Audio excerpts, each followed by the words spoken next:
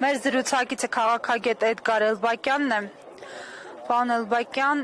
Սամվել Կարապետյանի կալանավորման Հայ առաքելական եկեղեցու դեմ կատարվողի եւ այսօր կատարվողի միջև ինչ ընդհանրություններ եք տեսնում, կա թե ոչ, եւ ինչու է հենց հիմա Փաշինյանը հիշել անգամ ակտիվ փուլում չգտնվող այս պայքարի ներկայացուցիչներին։ Շատ ճիշտ եք ասում, այո, վերջին շրջանում, վերջին 2 շաբաթ 1 ամիս տեղի ունեցող զարգացումները տեղավորվում են մեկ տրամաբանության մեջ, հարվածներ են հասցվում հայկական իրական ինքնիշխանության, այդ բառը բռնաբարել թողել են, պետք է մի հատ դեմից իրականը դնես։ Հայկական իրական ինքնիշխանության վերջին մնացորդներին, իսկ ավելի ճիշտ այդ մնացորդները կրող ինստիտուտներին։ Խնդիրադրված, ավելի պարզ երևի ասեմ, խնդիրադրված չեզոքացնել, նեյտրալիզացնել բոլոր այն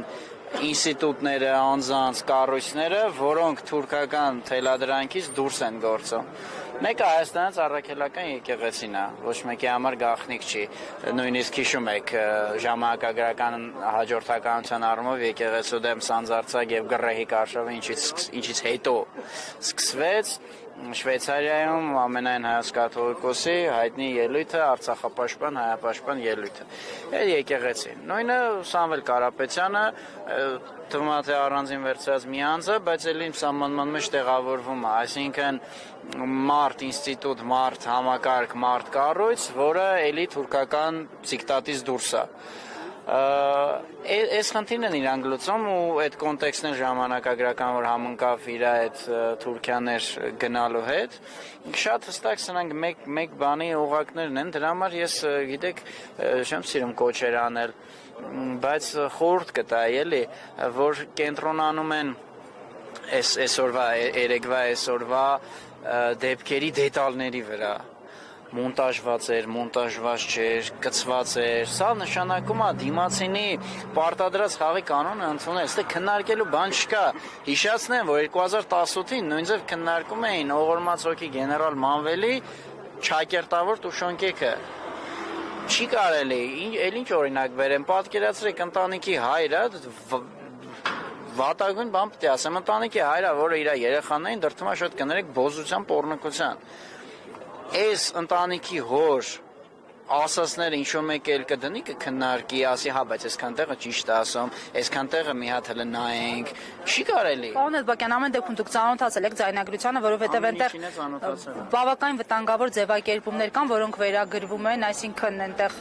Բագրատ Սրբազանի ձայնն է, համախոհների ձայնն է, գյուլելու մասին եւ այլն, եթե լսել եք, հավանաբար դա էլ եք լսել։ Եվ Ինչ դիտարկումներ ունեք կոնկրետ այդ մեջբերում։ Որից ձայնից ուզենան, նման բան կստանան, դա տերտերի գիտություն չի, ինչ-որ միջուկային հրթիռաշինություն չի,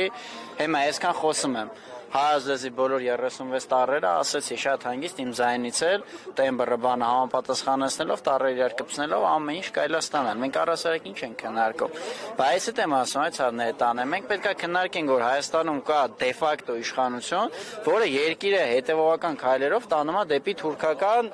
տիրապետություն, հեյցը հետո ատոմակայանը գրել էր Դավթյան Վահեն, Գազպրոմը, այն մեկը, այն մյուսը կհանեն, հետո կասեն, բայց առհասարակ ինչ ատոմակայան, ախր Թուրքիայի քթի տակ մի հատ պետք է Թուրքիայի մտահոգություններն է հաշվի առնենք, Վախտին ասում է, ինչ է Ղարաբաղի հարցի լուծումը պետք է Ադրբեջանի ժողովրդին է ձեռնտու լինի, իսկ մի օր այս տեմպերով կգան կհասնեն, որ բայց առհասարակ ով ասեց, որ աշխարհում քանի հազարավոր ժողովուրդ կա,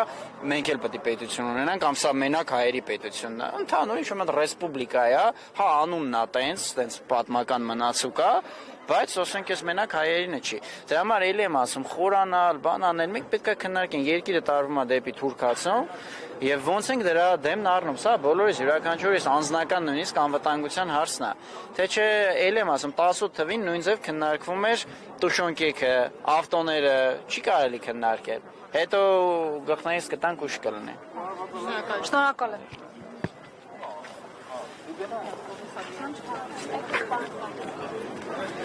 Հարգելի հետևողներ, փաստաբան Հովսեփ Սարգսյանը հրայր սարկավագի վերաբերյալ